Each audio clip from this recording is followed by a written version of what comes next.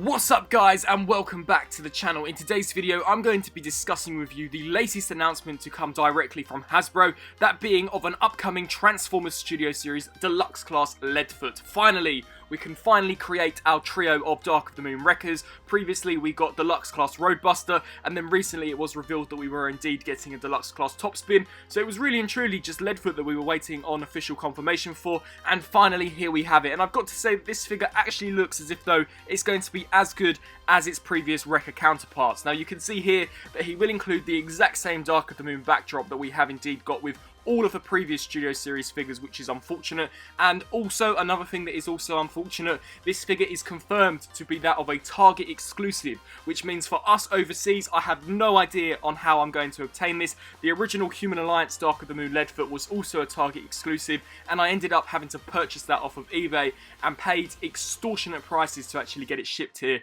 So hopefully, a couple of years down the line, I really do hope that distribution has picked up and that this figure will be indeed a lot easier to obtain than that original Human Alliance Leadfoot. And here, taking a closer look at the figure's robot mode, I think that this looks really nice. Now, it definitely appears as if though it's going to have a rather simplistic transformation, which from a Deluxe class, I wouldn't really expect anything less. You can definitely see where all of the vehicle mode pieces end up, and that there are indeed some faux pieces, especially those doors on the top of Roadbuster's chest. It'll be really interesting to see if they are indeed the real doors. However, just judging by their proportions, I'm very confidently going to say that I do believe those to be faux. But you can see there for the chest that there isn't really and truly much transformation going on there for the chest. It would have been nice if the wheels could have actually pushed further into the torso, much like the previous Dark of the Moon Deluxe class and Human Alliance figures were both able to do. But judging from this image, it does appear as if though the wheels will be fixed into place. But there is also some really nice details. The breakage of where he actually breaks up in vehicle mode is carried over here in robot mode, and it just creates for a more transformed look, which I think looks awesome.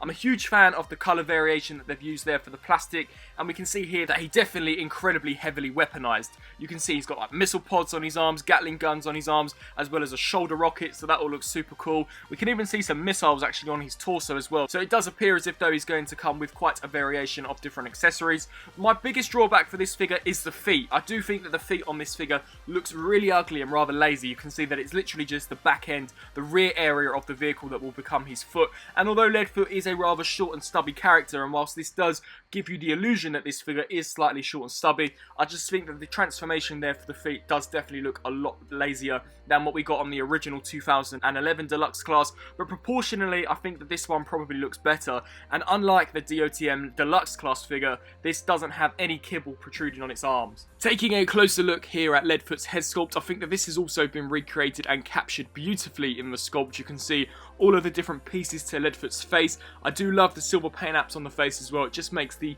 overall colour scheme slightly more interesting and makes some of those details which may have got lost in the plastic just stand out ever so slightly more. And you can definitely see the really nice reflective blue visor, and just check out the detail within the torso as well. You can see all of that mechanical detailing in the centre of Leadfoot's chest looks awesome, so I definitely cannot wait to pick up this figure and take a closer look at it up close and personal. Now, seeing as Leadfoot is probably going to be one of the more smaller deluxes, he does include an additional larger accessory, that being a concept character of Dark of the Moon Steeljaw. Now, Steeljaw was a character that was never actually featured within the movie, although there was really detailed concept art actually released of him, and he was supposed to be in the movie, and there was even a Steeljaw accessory which did come packaged with the Human Alliance Leadfoot, which I have, and it is a super cool and very interesting looking design. So it's great here that we are indeed getting concept characters in the Studio Series.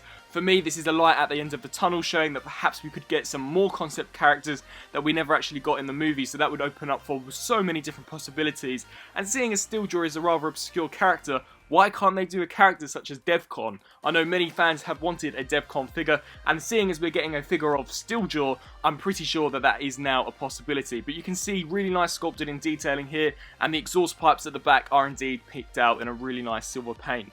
And then the final image that I'll be discussing with you today is of course Leadfoot's alt form, and I think that similarly to the other wreckers that we've gotten in the Studio Series, this looks equally as good as those. You can see how heavily armoured up he is with the missile pods at the beginning of the vehicle. You've got all of the different Gatling guns and machine guns going on at the top of the vehicle, and we've also got those extremely awesome looking and really nicely detailed jet exhausts at the back. We've also got some really nice sponsorship detailing on this as well, which makes the vehicle mode look slightly more interesting and of course a lot more movie accurate. So you've got the the Ultra Wreckers on the actual wheels, which is apparent on all of the Wreckers, so that's a really nice continuity between all of the DOTM Studio Series Wreckers. We've got the Impala logo at the front, we've also got the Target logo on the hood of the vehicle, as well as the NASCAR logo on the rear end of the vehicle, so definitely some really nice decals on this figure, and we've also got the 42 on the side of the vehicle as well, which is indeed movie accurate.